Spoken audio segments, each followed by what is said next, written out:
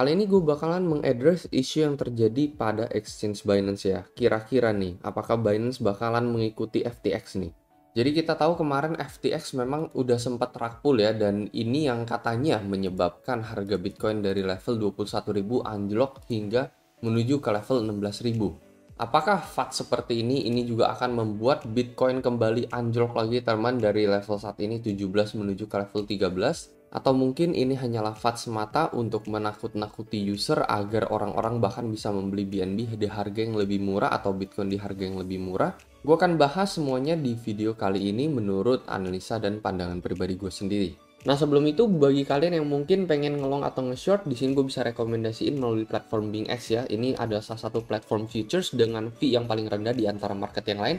Salah satu yang gue suka adalah time frame grafik 3 hari, 8 jam, 6 jam ini juga nggak ada temannya melalui TradingView, itu harus berbayar. Terus habis itu dia juga ada fitur copy trade yang jarang ada di market yang lain. Nah jadi trading nggak perlu ribet lagi ya. Kalau misalnya kalian sibuk kerja atau apa, kalian bisa tinggal copy salah satu trader ini teman. Kalian bisa cek profilnya masing-masing ya. Kalau misalkan mereka profit, kita juga akan keikutan temannya, akan sama-sama tutup posisi. Mereka loss juga kita bakalan keikutan juga. Jadi secara bijak ya kalian pilih sendiri lah teman-teman, kira-kira copy trader yang konsisten profit itu seperti apa. Kalian bisa eksperimen sendiri melalui platform BingX. Mungkin bagi teman-teman yang tertarik, kalian bisa langsung join BingX, linknya ada di deskripsi di bawah. Teman-teman bisa langsung mendapatkan bonus sampai $120. Jadi seperti yang bisa kalian lihat di sini, dia bilang isu mengenai Binance ini adalah dari sistem auditingnya sendiri ya. Auditornya melaporkan bahwa ada terjadi keanehan lah dalam sistem keuangannya Binance ini. Kekhawatirannya ini adalah apakah aset para user ini aman atau enggak sih? Dan dari hasil laporan tersebut ini membawa investor ya, kepercayaan investor ini agak berkurang dengan finance-nya dari Binance. Seperti yang kita tahu, kalau misalkan kita lihat dari price action-nya Binance sendiri, Binance udah drop teman-teman ya dari 2-3 minggu lalu ya. Ini kita udah mengalami drop. Dan baru pagi ini kita breakdown dari pattern falling wedge ini teman-teman ya, atau pattern bull flag ini kita malah break ke bawah baru persis pagi ini. Bahkan kita lihat harga BTC udah kembali rebound lagi teman-teman ya. Jadi kemarin sempat fake break, ternyata ini bisa dibilang menurut gue ini fake break ya yang kemarin ya. Jadi 16.9 harusnya kalau misalnya kita retest ya dari level 17 kita retest apa line yang satu ini, lalu kita terjun bebas kembali dari sini, tetapi nyatanya kita malah dibawa naik lagi ke atas ke level 17.2. Dan hari ini kocokan CPI ini ya, jadi bisa aja kita ngelihat Bitcoin maybe ini bisa di fake break lalu kita menuju all the way ke level 18.000 ya. Ini adalah level yang gue tunggu-tunggu. Tetapi yang menjadi perhatian adalah meskipun dengan kenaikan Bitcoin seperti ini, si BNB nih, nah kalian perhatikan ini mantulnya tuh cuma segini ya. Harusnya kalau mengikuti pergerakan Bitcoin teman-teman ya, harusnya ini dia udah naik ke level 283 minimal lah ya. Jadi balik ke level sebelum dia breakdown dari pattern falling wedge yang satu ini.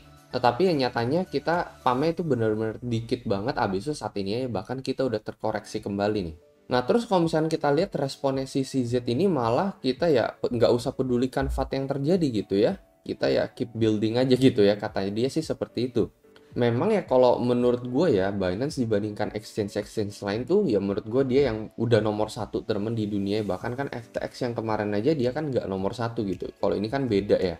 Gue sendiri juga udah user dari tahun 2017, jadi ya so far sih memang aman-aman aja gitu. Banyak FAT yang terjadi di dalam dunia kripto selama 5 tahun belakangan ini, nah, tapi ya nggak ngefek ke dalam BNB ini. Meskipun seperti itu ya tetap aja kita nggak bisa percaya exchange 100% teman. Kalau misalnya kalian pengen nyimpen ya yang paling baik entah hardware wallet, ledger wallet, cold wallet, atau paper wallet lah.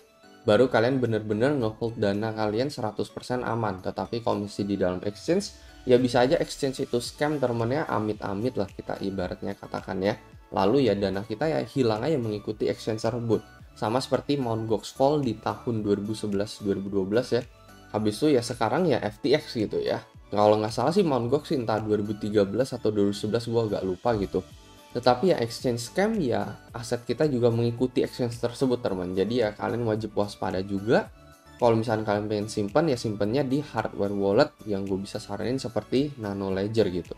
Jadi kalau dari analisa pandangan pribadi gue sendiri, ini yang kita lihat teman ya, drop yang satu ini kita alamin, menurut gue ini wajar banget. Kenapa wajar banget teman? Karena so far Binance ini teman-teman BNB ini so far outperform Bitcoin ini benar-benar jauh banget ya kalau misalnya kalian perhatikan. Dari mana kita tahu ya ini bukan dari US dollar ya teman-teman ya. Kita lihat dari BNB per Bitcoinnya. Jadi kita lihat dari sini sendiri. Nah, kalian bisa perhatikan nih, seberapa oversold-nya teman-teman ya BNB dibandingkan BTC teman-teman ya.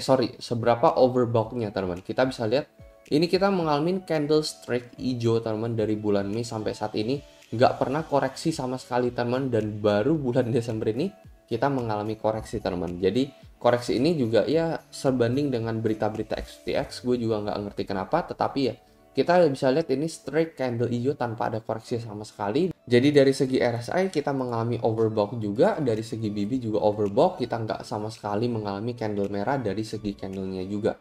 Ini artinya kalau misalnya kalian ngehold BNB dibandingkan Bitcoin, ya kalian seenggaknya teman-teman ya, loss kalian nggak akan separah Bitcoin gitu ya. BNB masih tetap cenderung kuat mempertahankan harganya, at least so far ya.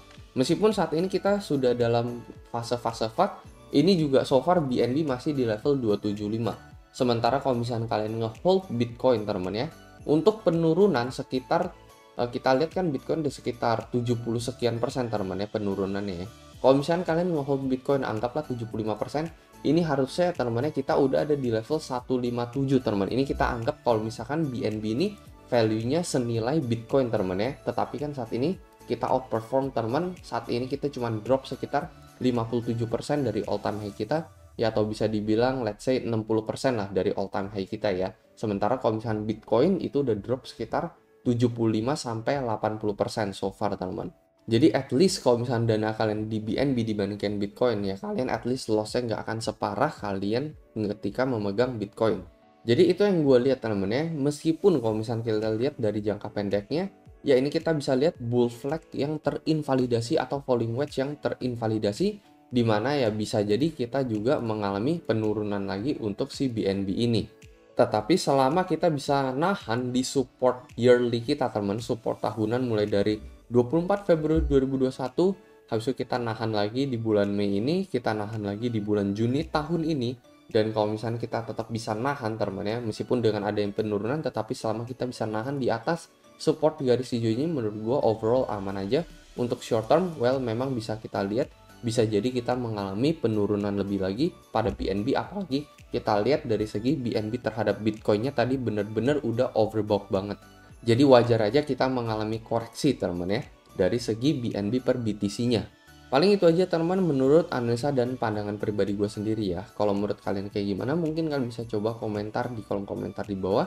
Sekali lagi menurut gue sih BNB ini sendiri ini adalah salah satu aset yang benar-benar kuat banget teman-teman ya. Kripto salah satu yang paling kuat di antara kripto-kripto lainnya. Selain Ethereum yang menurut gue yang nomor 3 ini adalah BNB. Tetapi skenario terburuk ya tetap kita harus persiapkan. Jadi kalau misalnya kalian punya dana, ya jangan simpen 100% di dalam exchange. Itu aja pesan dari gue, dan seperti biasa sampai jumpa di next video.